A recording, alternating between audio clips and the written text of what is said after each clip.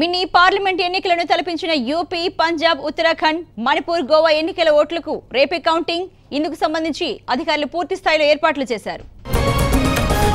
రేపు జరపనున్న ఎన్నికల కౌంటింగ్ కోసం లక్నోలో భారీ బందోబస్తును ఏర్పాటు చేశారు. రాంబాయ్ అంబేద్కర్ స్టేడియం వద్ద కౌంటింగ్ కు సర్వం సిద్ధం చేశారు. పంజాబ్ మినహా మిగిలిన 4 రాష్ట్రాల్లో కాషాయ జెండా రెపరెపలాడనుందనే ఎగ్జిట్ పోల్స్ తెలుపుతూ ఉండడంతో బీజేపీ కార్యకర్తల్లో ఉత్సాహం నెలకొంది.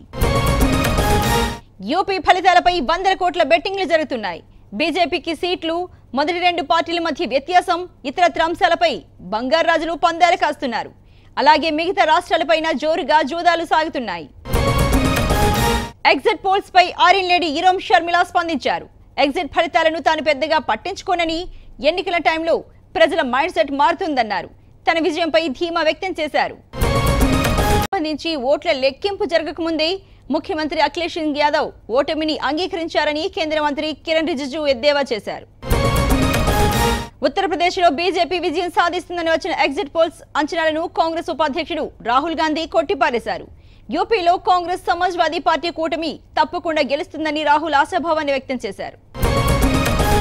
బీహార్ ఎన్నికల ఫలితాల సమయంలోనూ సర్వేలన్నీ బీజేపీకి విజయం తథ్యమని అన్నాయన్నారు. కానీ ఏమైంది? ఎగ్జిట్ పోల్స్ అంచనాలు తప్పాయని, ప్రస్తుతం ఎగ్జిట్ పోల్స్ ఫలితాలపై ఎటువంటి అభిప్రాయం చెప్పలేనన్నారు యువరాజు. ఉత్తరప్రదేశ్లో 100% గెలుపు తమదేనని సమాజ్వాదీ పార్టీ నేత రామ్ గోపాల్ యాదవ్ విశ్వాసాన్ని వ్యక్తం చేశారు. ఎగ్జిట్ పోల్స్ ఫలితాలను తారుమారు చేశారని ఆయన ఆరోపించారు. ఉత్తరప్రదేశ్లోని ఎస్పీ కార్యాలయం ఎదుట పార్టీ కార్యకర్తలు నినాదాలు చేశారు. యూపీలో ఎస్పీ, కాంగ్రెస్ కూటమిదే అధికారం అంటూ నినదించారు. బీఎస్పీతో పొత్తు అంశంపై కార్యకర్తలు తీవ్రంగా వ్యతిరేకించారు. రాజకీయ పార్టీలకు కేంద్ర ఎన్నికల కమిషన్ మరోసారి ఆదేశాలు జారీ చేసింది. పార్టీ ఫండ్గా 2000 రూపాయలకు మించి తీసుకుంటే కఠిన చర్యలు తీసుకుంటామంటూ ఈసీ నసీం జైదీ హెచ్చరించారు.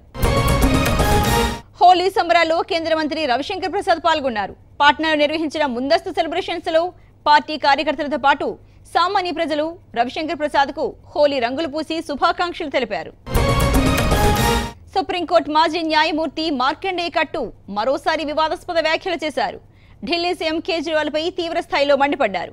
ప్రధాని మోడీ వలె కేజ్రీవాల్ కూడా మోసగాడని, మోసం చేయడంలో ఇద్దరేనని విమర్శిస్తూ ఓ ట్వీట్ చేశారు. సుప్రీంకోర్టుపై పశ్చిమ బెంగాల్ హైకోర్టు జడ్జి కర్ణన్ సంచలన వ్యాఖ్యలు చేశారు. తనకు బెయిలబుల్ వారెంట్ జారీ చేసే అధికారం సుప్రీంకోర్టుకు లేదన్నారు.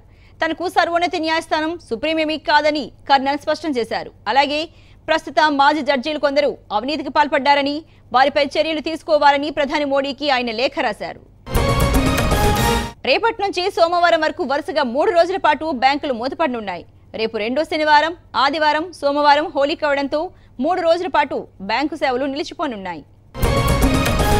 మరోవైపు ఏటీఎంలలో డబ్బులు లేకపోవడంతో ప్రజలు తీవ్ర అవస్థలు పడుతున్నారు. డబ్బులు డ్రా చేసేందుకు ఏటీఎంలకు వెళితే నో క్యాష్ అనే బోర్డు దర్శనమివ్వడంతో ఆగ్రహం వ్యక్తం చేస్తున్నారు. కేరళ ప్రదేశ్ కాంగ్రెస్ కమిటీ అధ్యక్ష పదవికి విఎం సుధీరన్ రాజీనామా చేశారు. కోజికోడ్లో జరిగిన కార్యక్రమంలో తాను పడిపోయినప్పుడు తనను పరీక్షించిన వైద్యులు విశ్రాంతి తీసుకోవాలని తనకు సలహా ఇచ్చారని, అందుకే రాజీనామా చేస్తున్నానని ఆయన చెప్పారు. బ్లాక్ మనీ ఉందని తేలితే ఎంతటి వారినైనా విడిచిపెట్టబోమని కేంద్ర ఆర్థిక మంత్రి అరుణ్ జైట్లీ మరోసారి స్పష్టం చేశారు. నల్ల కుబేరులను గుర్తించి నోటీసులు పంపామని చెప్పారు. భారీ మొత్తంలో పెద్ద నోట్లు మార్కెట్లో ఎలాంటి లెక్కలు లేకుండా ఉన్నాయని అన్నారు అరుణ్ జైట్లీ. వాటిని అత్యవసరంగా బ్యాంకింగ్ వ్యవస్థలోకి తీసుకురావాల్సి వచ్చిందన్నారు. అది బ్లాక్ మనీ కాదని నిరూపించుకోవాల్సిన బాధ్యత డిపాజిట్ చేసిన వారిపై ఉందని జైట్లీ అన్నారు. అన్నాడీఎంకే ప్రధాన కార్యదర్శిగా శశికళ తన నియామకంపై కేంద్ర ఎన్నికల సంఘానికి వివరణ ఇచ్చారు. పార్టీ నియమావళిని తాను ఉల్లంఘించలేదని, పార్టీ నిబంధనల ప్రకారమే తాను ఎన్నికయ్యానని ఈసీకి తెలియజేశారు. కేంద్ర గ్రామీణాభివృద్ధి శాఖ మంత్రి చౌదరి బీరేంద్ర సింగ్ తో కేంద్ర కార్మిక శాఖ మంత్రి బండారు దత్తాత్రేయ భేటీ అయ్యారు. ప్రతి గ్రామానికి తాగునీరు, క్లస్టర్ డెవలప్మెంట్, గ్రామీణ సడక్ యోజనతో పాటు మరికొన్ని పథకాలపై చర్చించినట్లు తెలుస్తోంది. ఆర్కే నగర్ శాసనసభ నియోజకవర్గ ఉప ఎన్నికల్లో పోటీ చేయనున్నట్లు డీఎంకే ప్రధాన కార్యదర్శి కె అన్బగలన్ ప్రకటించారు. తమ పార్టీ తరఫున ఈ ఎన్నికల్లో పోటీ చేయదలిచిన ఆశావాహుల నుంచి 10 నుంచి 12వ తేదీ వరకు దరఖాస్తులు స్వీకరిస్తామంటున్నారు. గాహోటి రైల్వే స్టేషన్లో అక్రమంగా తీసుకువెళ్తున్న కిలో గోల్డ్ను రైల్వే పోలీసులు స్వాధీనం చేసుకున్నారు. ఈ బంగారాన్ని ఉన్నతాధికారులకు అందజేసి అతనిని స్థానిక పోలీసులకు అప్పగించనున్నట్లు రైల్వే పోలీసులు తెలిపారు. ఢిల్లీలో నకిలీ నోట్లు కలకలం రేపాయి. గత నెల స్టేట్ బ్యాంక్ ఏటీఎంలో వచ్చిన చిల్డ్రన్ బ్యాంక్ ఆఫ్ ఇండియా నకిలీ నోట్లే ఇప్పుడు కూడా ఐసిఐసిఐ బ్యాంక్ ఏటీఎంలోకి వచ్చాయి. రిజర్వ్ బ్యాంక్ అని ముద్రించి ఉండాల్సిన చోట భారతీయ మనోరంజన్ బ్యాంక్ అని ముద్రించి ఉంది. భారతదేశం పాకిస్తాన్ మధ్య నెలకొన్న ఉద్రిక్తతలు అణుదాడులకు దారితీయవచ్చునని America central command commander general Joseph Votel అభిప్రాయపడ్డారు. ఉరి ఉగ్రదాడి కేసులో ఇద్దరు యువకుల్ని పాకిస్తాన్కు భారత్ అప్పగించింది. వాఘా సరిహద్దు వద్ద పాక్ అధికారులకు అప్పగించింది. ఆధారాలు లేనందున ఫైజల్, ఖుర్షీద్లను ఎన్ఐఏ విడుదల చేసింది. కశ్మీర్లో నెలకొన్న ప్రస్తుత పరిస్థితులను చక్కదిద్దేందుకు గల అవకాశాలను పరిశీలిస్తున్నట్లు ఐక్యరాజ్యసమితి తెలిపింది. సమస్యకు పరిష్కారం దిశగా చర్యలు జరుపుతామన్నారు. అనుమతి లేకుండా వాణిజ్య ప్రకటనలో ప్రధానమంత్రి నరేంద్ర మోడీ ఫోటో వాడిన రిలయన్స్ జియో, పేటీఎంలు ఈరోజు కేంద్ర సర్కార్కి క్షమాపణలు చెప్పాయి. ఢిల్లీలో టిబెటియన్ యూత్ కాంగ్రెస్ శ్రేణులు ధర్నా చేపట్టాయి. చైనా ఆధిపత్యాన్ని నిరసిస్తూ యువతీ యువకులు రోడ్డెక్కారు. చైనా ఎంబసీ వద్ద టిబెటియన్ల నినాదాలు మార్మోగిపోయాయి. డ్రాగన్ పెత్తనాన్ని ఖండిస్తూ నిరసన తెలిపారు. ఆందోళనకారుల్ని ఢిల్లీ పోలీసులు అదుపులోకి తీసుకున్నారు. వేసవి రద్దీని దృష్టిలో పెట్టుకుని జెట్ ఎయిర్వేస్ కొత్త సర్వీసులు ప్రారంభిస్తోంది. ఈ నెల 26 నుంచి రోజుకు 650 డొమెస్టిక్ సర్వీసులు నడుపుతున్నట్లు జెట్ ఎయిర్వేస్ ప్రకటించింది. పాఠశాల స్థాయిలో ఉత్తమ ప్రతిభ కనబరిచిన 3 విద్యార్థులకు హర్యానా సీఎం ఖట్టర్ విద్యాశాఖ మంత్రితో కలిసి చెక్లను పంపిణీ చేశారు. వారి ఉన్నత చదువులకు ప్రభుత్వం తరపున అండగా ఉంటామని తెలిపారు. ఖతార్ ఎయిర్వేస్ భారత్పై కన్నేసింది. ఒకేసారి 100 విమానాలతో భారత్లో వ్యాపారాన్ని విస్తరించాలని చూస్తోంది. త్వరలోనే భారత్లో ఓ అనుబంధ సంస్థను ప్రారంభించనున్నట్లు ఖతార్ ఎయిర్వేస్ సీఈఓ అక్బర్ అల్ బకర్ తెలిపారు. చంద్రుడిపై పరిశోధనకు భారత్ పంపిన తొలి ఉపగ్రహం చంద్రయాన్-1 ఇంకా దాని చుట్టే తిరుగుతోంది. అమెరికా అంతరిక్ష పరిశోధన సంస్థ నాసా దీన్ని గుర్తించింది. 2008 అక్టోబర్ 22న చంద్రయాన్-1ను ఇస్రో ప్రయోగించింది. చంద్రుడి గురించి ఎంతో కీలకమైన సమాచారాన్ని ఈ శాటిలైట్ అందించింది. సుమారు ఏడాది తర్వాత 2009 అక్టోబర్ 29న చంద్రయాన్-1తో ఇస్రోకు సంబంధాలు తెగిపోయాయి. నాటి నుంచి దాని గురించి ఎలాంటి సమాచారమూ లేదు. 6 ఏళ్ల తర్వాత దీని ఉనికిని నాసా గుర్తించింది. ఇంటర్ప్లాంటరీ రాడార్ ద్వారా చంద్రుడి చుట్టూ పరిభ్రమిస్తున్న చంద్రయాన్-1ను కనిపెట్టినట్లు నాసా ఖగోళ శాస్త్రవేత్తలు తెలిపారు. ఉగ్రవాద కాల్పుల్లో మరణించిన మేయర్ జి దీపక్ జగన్నాథ్కు ఆర్మీ అధికారులు నివాళులర్పించారు. గౌరవ సైనిక వందనం చేశారు. బ్యాంకులకు ఎగ్గొట్టిన రుణాలను సెటిల్ చేసేందుకు సిద్ధంగా ఉన్నట్లు లిక్కర్ కింగ్ విజయ్ మాల్యా తెలిపాడు. బ్యాంకులతో 1 సెటిల్మెంట్ చేయడానికి సిద్ధంగా ఉన్నట్లు ట్విట్టర్లో ప్రకటించాడు. పేటీఎం షాక్ ఇచ్చింది. క్రెడిట్ కార్డులతో రీఛార్జ్ చేస్తే ఇక నుంచి 2% ఫీజు వసూలు చేయనుంది. హోలీ సందర్భంగా కస్టమర్ల కోసం రిలయన్స్ కొత్త ఆఫర్ను తీసుకొచ్చింది. కొత్తగా 4G కలెక్షన్ తీసుకునే వారికి 49 రూపాయలకి 1 GB 3G డేటా అందించనున్నట్లు కంపెనీ ఆఫర్ను ప్రకటించింది. పద్మవిభూషణ్ పురస్కారానికి రిలయన్స్ ఇండస్ట్రీస్ వ్యవస్థాపకుడు ధీరుభాయ్ అంబానీ పూర్తి అర్హుడేనని సుప్రీంకోర్టు స్పష్టం చేసింది. మరణానంతరం ధీరుభాయ్కు గత ఏడాది ఈ పురస్కారాన్ని అందజేశారు. చైనాకు చెందిన ఎలక్ట్రానిక్స్ తయారీ కంపెనీ షియోమి మరో స్మార్ట్ను మార్కెట్లోకి విడుదల చేసింది. 90 minutes ultra smart sports wear పేరుతో షూజ్ను మార్కెట్లోకి తెచ్చింది. చిప్ సహకారంతో నిర్మించిన ఈ షూ ఎంతో ఆకట్టుకుంటోంది. భారత్ రద్దు చేసిన పెద్ద నోట్లు తమ సెంట్రల్ బ్యాంకులో పెద్ద మొత్తంలో ఉన్నాయని, వాటిని మార్చుకునే ప్రక్రియను సులభతరం చేయాలని ఇండియాను భూటాన్ కోరింది.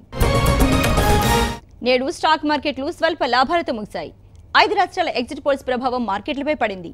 ప్రారంభ ట్రేడింగ్లో మంచి లాభాలతోనే మొదలైన సూచీలు చివరకు స్వల్ప లాభాలను నమోదు చేశాయి. బంగారం ధరలు మళ్లీ నేల చూపులు చూస్తున్నాయి. ఈ రోజు పసిడి ధర మరో 400 తగ్గి 10 గ్రాముల ధర 28,850గా నమోదైంది. మరోవైపు వెండి ధరలు కూడా 525 రూపాయలు తగ్గాయి. మిషన్ భగీరథ, మిషన్ కాకతీయ పనులను ప్రభుత్వం సమర్థవంతంగా అమలు చేస్తోందన్నారు governor Narasimhan. Telangana assembly budget సమావేశాల ప్రారంభోపన్యాసం సందర్భంగా మిషన్ భగీరథ పథకంతో ప్రతి ఇంటికి మంచినీటిని అందిస్తామన్నారు. ఈజ్ ఆఫ్ డూయింగ్ బిజినెస్ లో ఫస్ట్ ర్యాంక్ సాధించినట్లు గవర్నర్ నరసింహన్ చెప్పారు. తెలంగాణ ఏర్పడ్డ 6 నెలల్లోనే విద్యుత్ కష్టాలను అధిగమించామని, 24 గంటల పాటు నిరంతర విద్యుత్తును అందిస్తున్నామని చెప్పారు.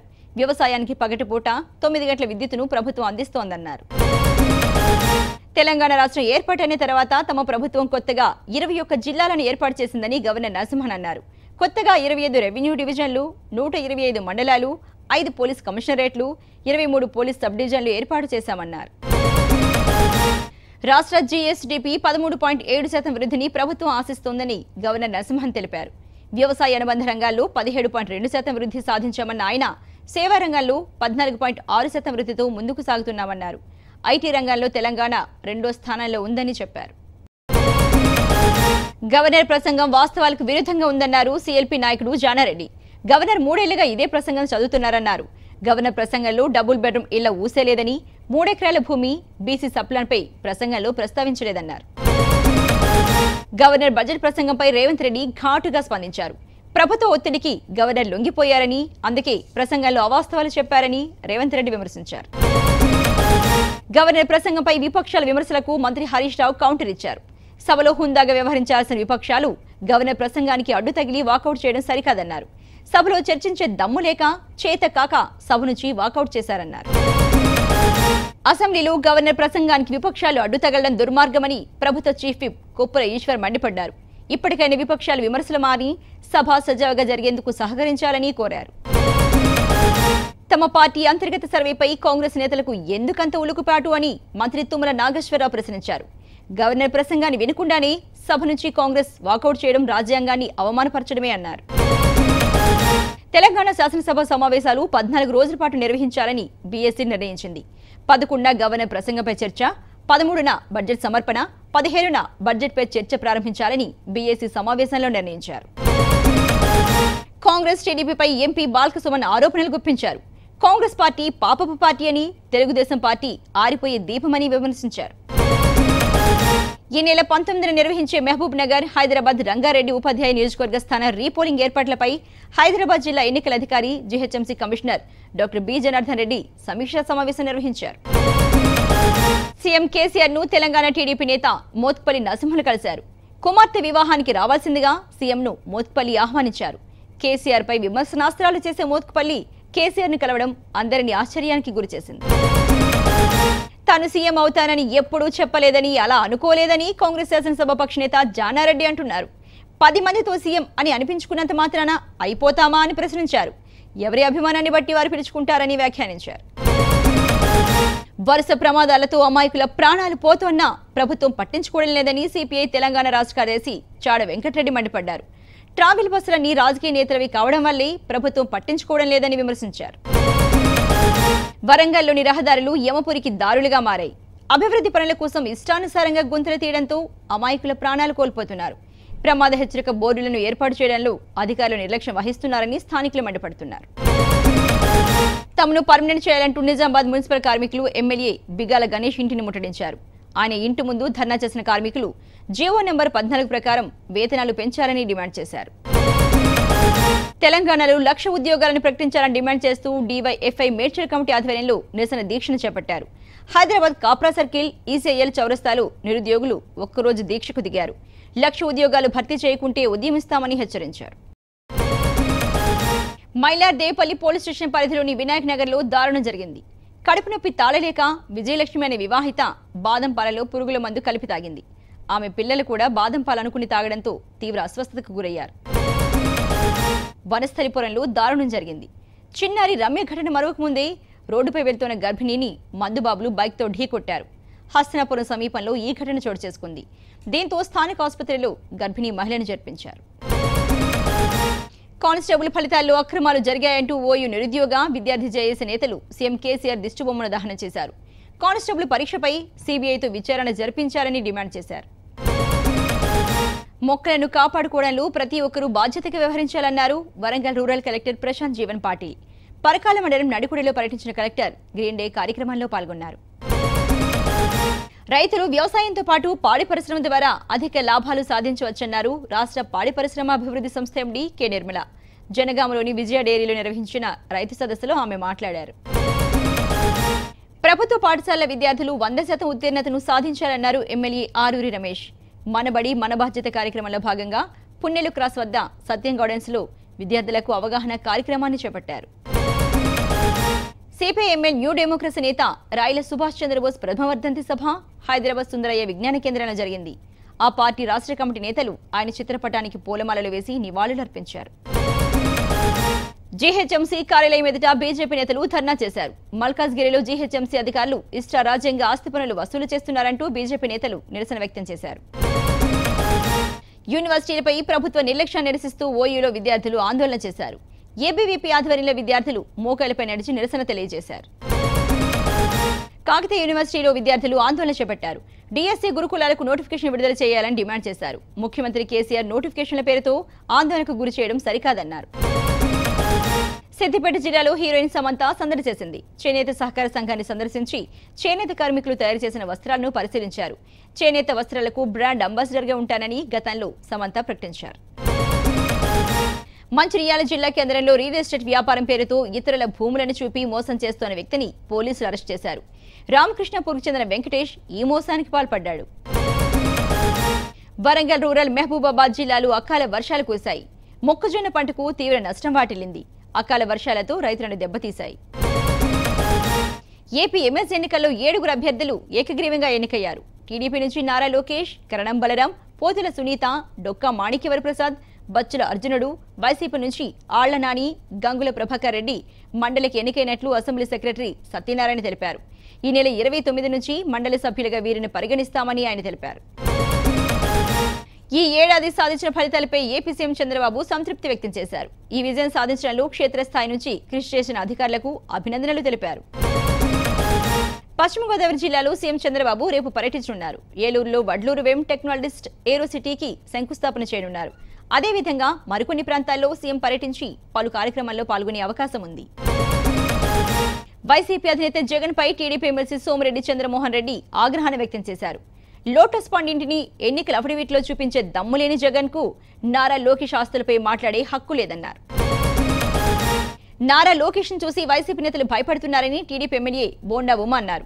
జగన్ తన ఆస్తులను అసెంబ్లీకి తెలపకపోవడం చట్టాల ఉల్లంఘనేనని, వైసీపీ నేతలు హెరిటేజ్ సంస్థ గురించి మాట్లాడడం సిగ్గుచేటని ఆయన విమర్శించారు.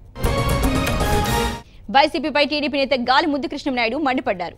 లోకేష్ వాస్తవాస్తులను ప్రకటిస్తే వైసీపీ నేతలు రాద్ధాంతం చేస్తున్నారంటూ విమర్శించారు.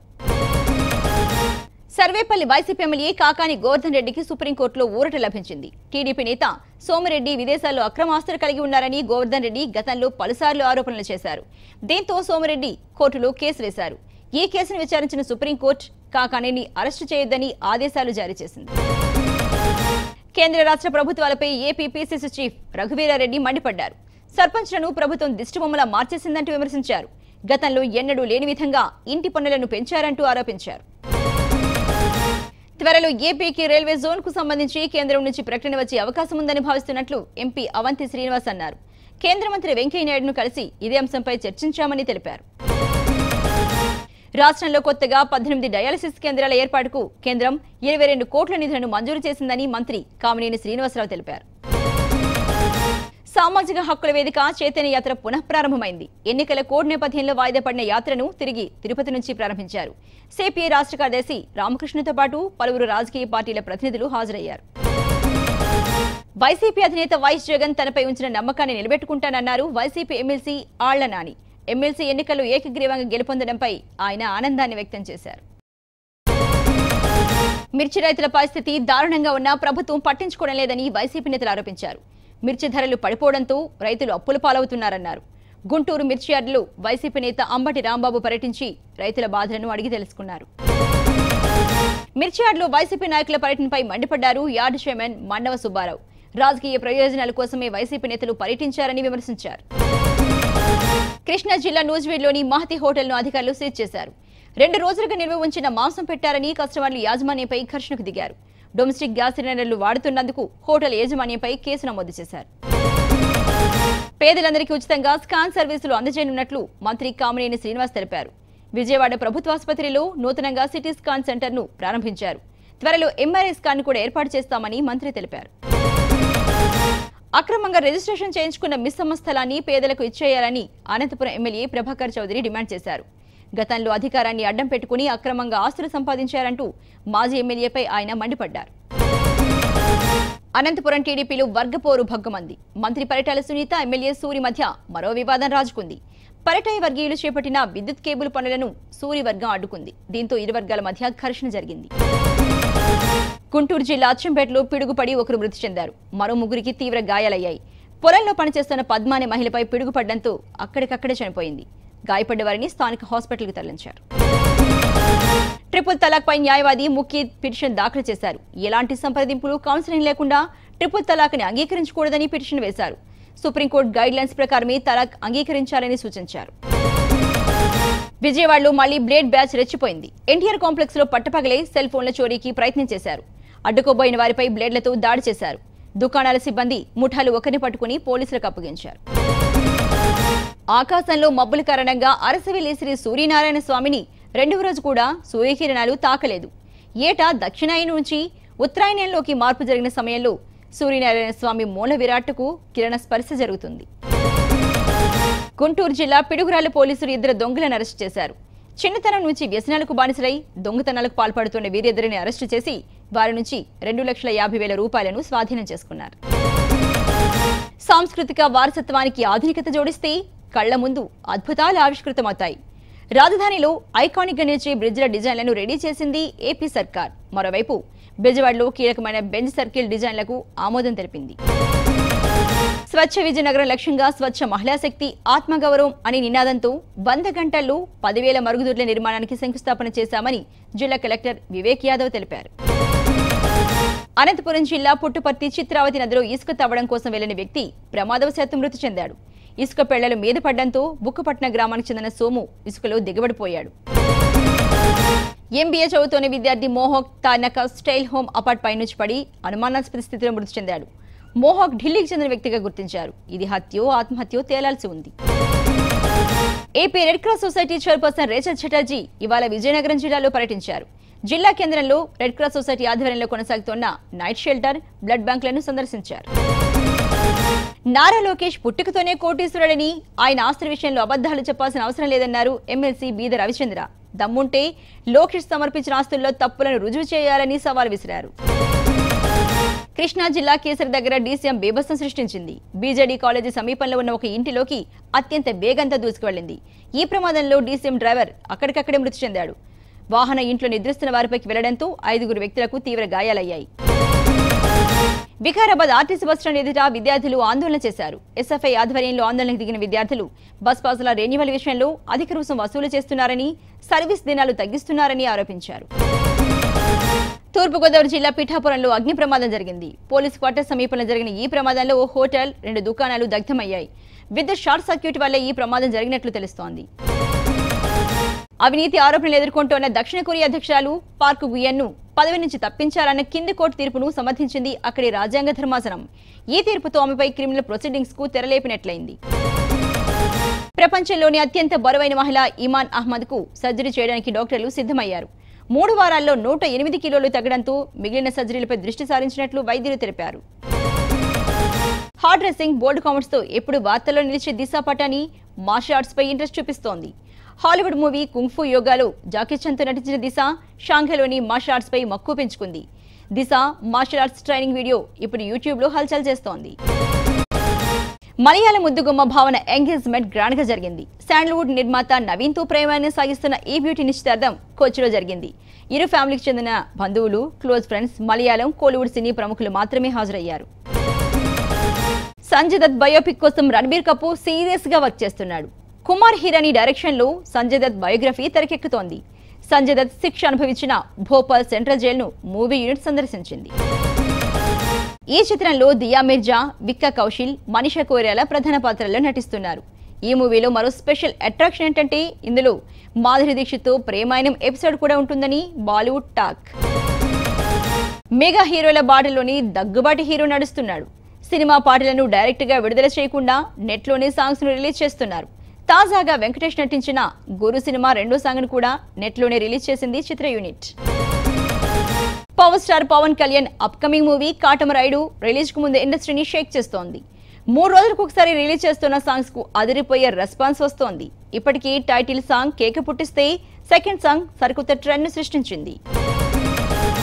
బెంగాల్ యాక్టర్ ప్రొసెన్జిత్ చాటర్జీ ప్రధాన పాత్రలో తెరకెక్కిన 1 సినిమా ట్రైలర్ పై బాలీవుడ్ మిస్టర్ పర్ఫెక్ట్ అమీర్ ఖాన్ ప్రశంసల వర్షం కురిపించారు. సినిమా ట్రైలర్ అద్భుతంగా ఉందంటూ ట్విట్టర్లో విష్ చేశారు. బాలీవుడ్ కింగ్ ఖాన్ షారుఖ్ ఖాన్ సినిమా విడుదలకు ముందే 100 కోట్ల క్లబ్ లో చేరింది. అనుష్క శర్మతో కలిసి నటిస్తున్న ద రింగ్ సినిమా రైట్స్ ను ఎన్హెచ్ స్టూడియో సోరే డిస్ట్రిబ్యూషన్ సొంతం చేసుకుంది. జగ్గా జాసు షూటింగ్ లో బాలీవుడ్ అందాల భామ కత్రినా కైఫ్ గాయపడింది. ఈ చిత్రం షూటింగ్ ప్రస్తుతం క్లైమాక్స్ దశలో ఉంది. ఆమె మెడపై బరువైన వస్తువు పడినట్లు చిత్ర వర్గాలు తెలిపాయి. బాహుబలి 2లో మరో క్యారెక్టర్ వచ్చి చేరింది. బాలీవుడ్ నటుడు శరత్ కేల్కర్ బాహుబలి 2లో తనకు ఛాన్స్ ఇచ్చిన రాజమౌళికి ట్విట్టర్ ద్వారా థ్యాంక్స్ తెలిపారు. టాలీవుడ్ యంగ్ హీరో శర్వానంద్ మరోసారి పండుగ బరిలో తొడగొడుతున్నాడు. సంక్రాంతికి హిట్ ఇచ్చిన శర్వా ఉగాదికి రాధ సినిమాను రిలీజ్ చేయాలని చూస్తున్నట్లు తెలుస్తోంది. మణిరత్నం మేకింగ్ లో రామ్ చరణ్ మూవీ కన్ఫర్మ్ అయినట్లు టాక్ పెరిగింది. ఇక ఆ బైలింగ్వెల్ మూవీలో విక్రమ్ గెస్ట్ అపీరెన్స్ ఇవ్వబోతున్నట్లు సమాచారం. తమిళ హీరో ధనుష్ మెగాఫోన్ పట్టి దర్శకుడి అవతారం ఎత్తాడు. అలా తాను తీసిన పవర్ పాండిలో గెస్ట్ గా కూడా కనిపించబోతున్నాడు. చెరియా మూవీ ఇంకా రిలీజ్ కాకముందే అదితిరావు టాలీవుడ్ లో అడుగు పెట్టబోతోంది. సాయిధరం తేజ్ తో జోడీ కట్టబోతోందంటూ గుసగుస పెరిగింది. నాగ చైతన్యతో త్రివిక్రమ్ మూవీ అంటూ వచ్చిన సమాచారం నిజమవుతోంది. కాకపోతే వచ్చే ఏడాదే ఈ కాంబినేషన్ లో సినిమా సెట్స్ పైకెళ్లేలా ఉంది. బాలీవుడ్ లో లేడీ ఓరియంటెడ్ జమానా నడుస్తోంది. అందాల తార అలియా కూడా అదే బాటలో నడవబోతోంది. అలా ఏకంగా డ్యూయల్ రోల్ లో థ్రిల్లర్ చేయబోతోందని టాక్. ఖాళీగా ఉన్న ఉద్యోగాలను భర్తీ చేయాలని డిమాండ్ చేస్తూ ఉస్మాన్ యూనివర్సిటీలో 32 విద్యార్థి సంఘాలు దీక్ష చేపట్టాయి. ఈ దీక్షను ప్రొఫెసర్ కోదండరాం ప్రారంభించారు. ఉద్యోగాల భర్తీపై ప్రభుత్వాన్ని ప్రశ్నిస్తే పొంతన లేని సమాధానాలు చెబుతోందని, పరిష్కారం మాత్రం రావటం లేదని మండిపడ్డారు. నటుడు శివ బాలాజీపై అసభ్య పదజాలం ప్రయోగించిన వ్యక్తిని పట్టుకునే పనిలో పోలీసులు నిమగ్నమయ్యారు. కొద్ది రోజుల క్రితం కాటం రైడు సెట్లో దిగిన ఫోటోను ట్విట్టర్లో పోస్ట్ చేయగా దానిపై ఓ నెటిజన్ కామెంట్లు చేశాడు.